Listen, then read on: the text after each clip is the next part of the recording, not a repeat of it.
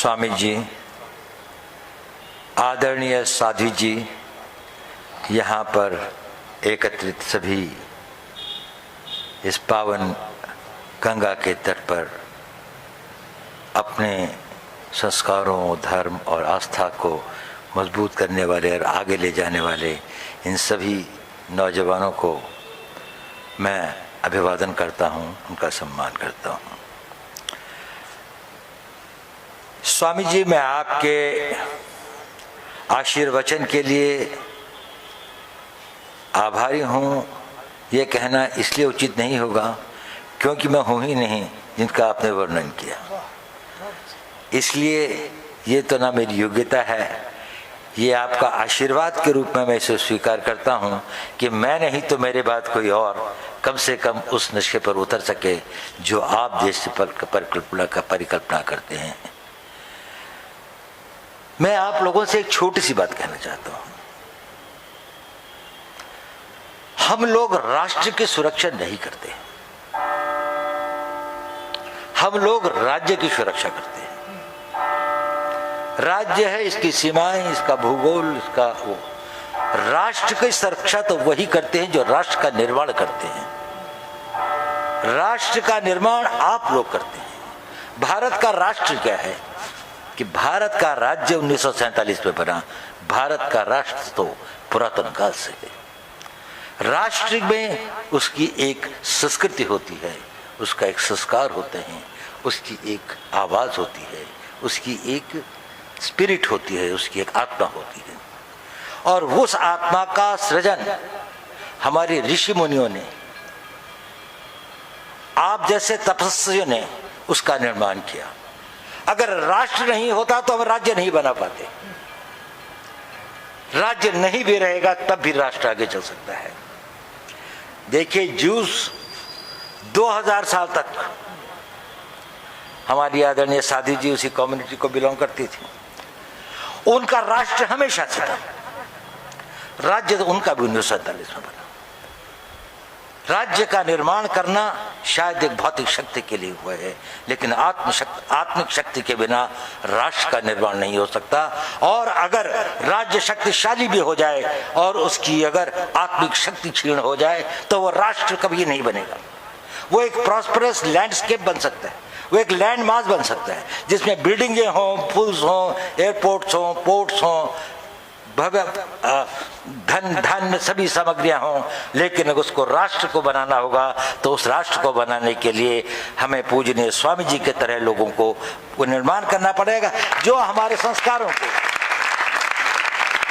जो हमारी राष्ट्र की मूलभूत गुण हैं, जो संस्कार हैं जिस देश के अंदर में, जो हजारों वर्षों से हम लोगों ने इसको सहयोगा है। और ऐसे समय पर जबकि राज्य खंडित हो रहा था, राज्य के ऊपर विदेशियों का आगमन था, हमारे घर सुरक्षित नहीं थे, हमारे गांव सुरक्षित नहीं थे, हमारी कन्याएं सुरक्षित नहीं थी, शायद हम लोग उसकी रक्षा नहीं कर सके और राज्य जो हैं वो दूसरों की गुलामी में आ गए। लेकिन भारत ही एक ऐसा मात्र देश था कि जहां पर राष्ट्र सुरक्षित रहा। इतने अत्याचारों और इतने अधिक आक्रमणों के बाद भी भारत की राष्ट्रीयता को जागृत रखा।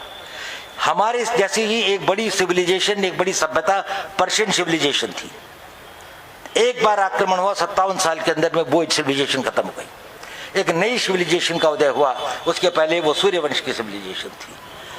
उससे भी पुरानी सिविलाइजेशन इजिप्ट की सिविलाइजेशन थी, वो फारोक्स के टाइम से थी। लेकिन वो सिविलाइजेशन भी 17 साल में समाप्त हो गई और उसके सिर्फ अब ममीज और पिरामिड्स मिलते हैं।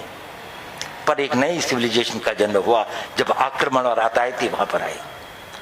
यहाँ पर 1000 साल तक हम लोग इसके उसमें रहे, लेकिन फिर भी ये मंत्रोच्चारण, ये यज्ञ, ये हवन, ये आस्था, ये हम सबको मिलाने वाली एक राष्ट्र को, राष्ट्रीयता को बनाने वाली के जो नेता हैं वो आप लोग हैं। और विशेषकर मैं परमार्थ आश्रम को और हमारे पूजनीय स्वामी जी को, जिस भी मेरे पास में प्रशस्त के शब्द नहीं हैं, जिस प्रकार से आपने हमारा मार्गदर्शन किया है, संसार में हमारी संस्कृति को आगे बढ़ाया है, हमारे मैसेज को ले गए हैं। यहाँ पर हजारों विदेशी आकर क्या देखते हैं?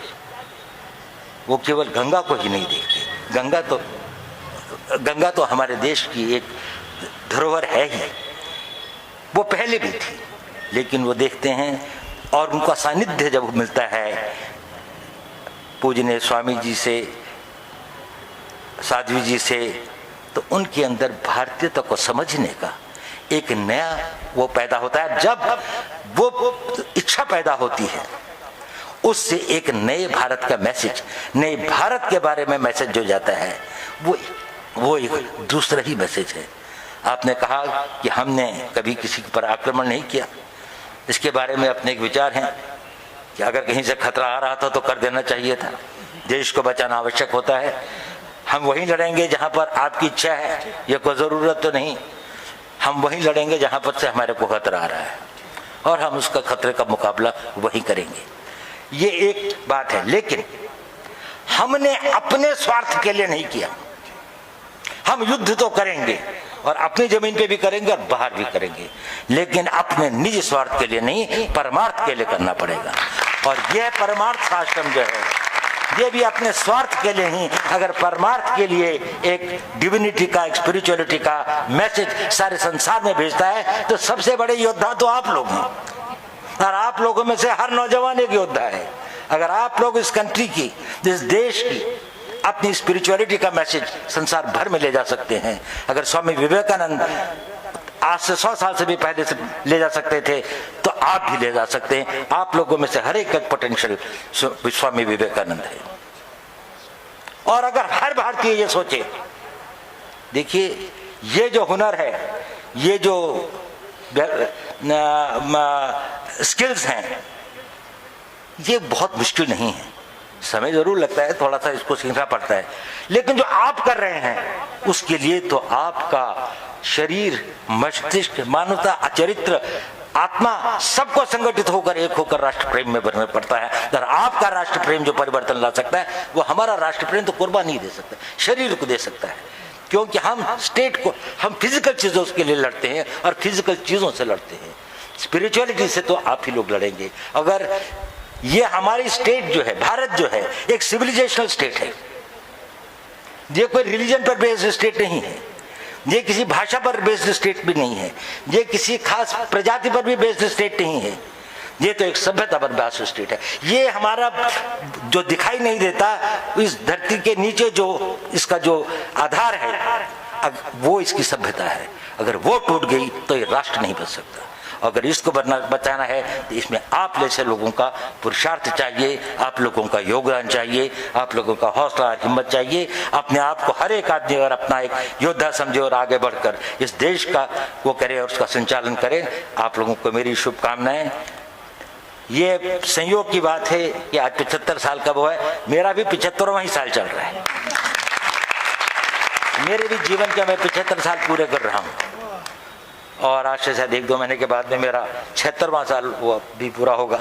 उसके लिए मैं ये है, तो ये एक हम लोगों ने देखा है पिछले इन सालों के अंदर में, आज़ादी के बाद में भारत में कितना परिवर्तन आया है। और भारत में जो परिवर्तन आया है, वो भारत में परिवर्तन भारत की भौतिक शक्ति के कारण मात्र से ही नहीं, भारत की आध्यात्मिक शक्ति के आधार पर होगा। और नया भारत बनेगा तो आध्यात्मिक भारत बनेगा। इसकी जो भौतिक शक्तियां होंगी, उनका उद्गम और उनका प्रारंभ जो है वो उसी आप ही लोगों के आशीर्वाद से होगा और इसी आध्यात्मिकता से होगा।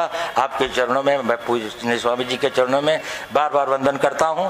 मेरा कोई उद्देश्य यहाँ पर आकर बोलने का नहीं था, लेकिन पूज्य स्वामी जी का यदि मेरे को ये ऑर्डर है तो मैं उसका वो भी नहीं कर सकता था। मैं बहुत बहुत आभारी हूँ, उन्होंने मुझे समय दिया और इस आरती के लिए और इस समय को, और जो मुझे समय मैंने यहाँ पर गुजारा, इसके लिए मैं बहुत बहुत आप लोगों का, मैं पूजनीय स्वामी जी का और आदरणीय स्वामी जी का बहुत बहुत अनुग्रहित हूँ। Subscribe to our channel by clicking the subscribe button. Click the bell button and enjoy the latest uploads from our channel.